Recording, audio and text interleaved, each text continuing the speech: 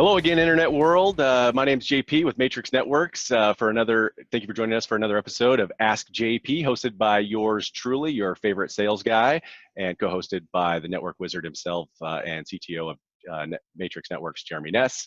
As you've seen in previous episodes, we like to take questions that we get from our clients and prospects and test my ability to answer those questions, and then allow Jeremy to either quiz me or fill in the gaps where I missed and really kind of bore you to death with technical detail. So I'm going to reach into my hat here and reach for another question. And let's see what we have here today.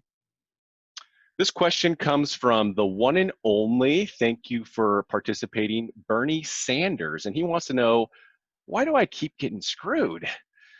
Well, Bernie, that's tough to say, but buddy, I'm sorry to hear that you're having a tough time, but thank you for adding an additional network question, something I can answer for you, or at least take an attempt at what is the difference between MPLS and SD-WAN? Well, for starters, when I hear the words MPLS, I lick my chops. I know that it is often very expensive.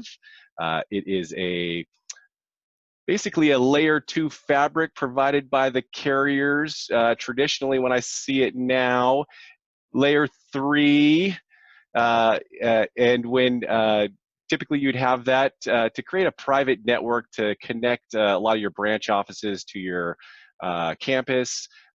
When I see it today, usually we've got a premise-based phone system and we're distributing voice out over the network to each of those branch offices. You may have like a server that you want to have those branch offices be connected back to.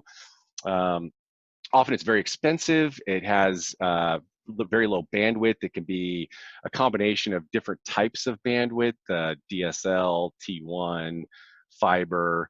As people start to move to the cloud, I'm seeing people move away from MPLS and they're leveraging SD-WAN. And what SD-WAN is, as you know, it is not a protocol, it is not a standard, it is merely an acronym.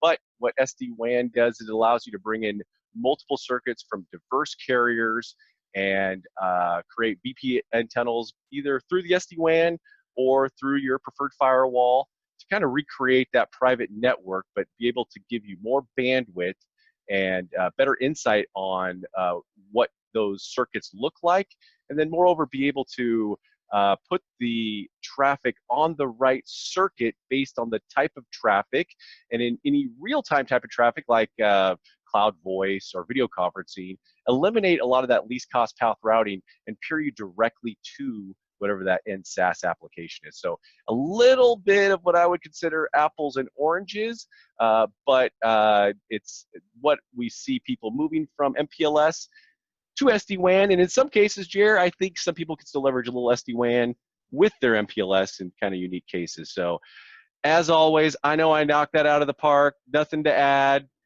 Go on. I'm the best. So I would love to know what MPLS stands for. I got this one.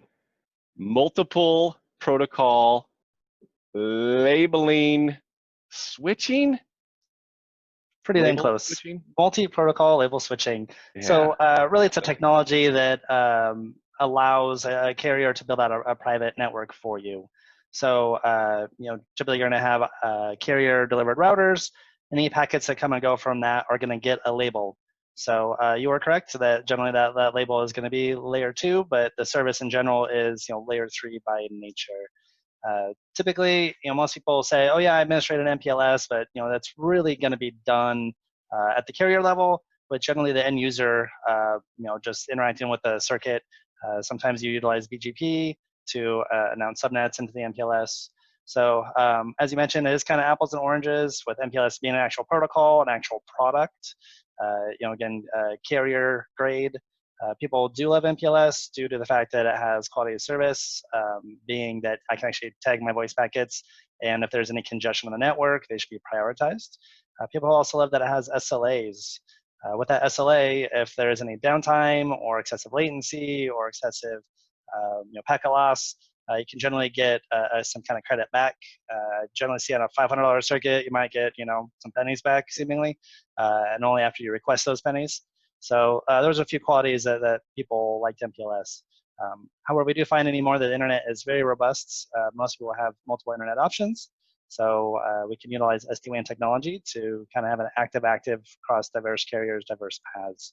Again, with that MPLS, you're all in with one carrier, and generally you're only going to have one last mile circuit into the MPLS. So there's just a lot of areas where you can have a single point of failure being last mile, or again, if the carrier is having a bad day, I always like to say you're having a bad day. To where SD-WAN, we can go multiple carriers, multiple last miles. And just to confuse things, SD-WAN generally just cares about paths. So public path, private path. So you can actually use an MPLS as one of the paths, which I have seen done many times, especially while you're under contract. If you have multiple sites with MPLS, there's no way those are co-terming. So oftentimes, SD-WAN will kind of allow us to migrate off of an MPLS. Good stuff, Chair. Well, thank you for your time, Internet World. If you want to be bored by more technical detail from Jeremy and get really into the weeds on what your architecture should look like, feel free to reach out to us anytime. I'm JP, and remember, if you don't love your network, you're probably not doing it right. I'm Jeremy, just always reminding you, I would tell you a UDP joke, but you might not get it. Have a good one. Good.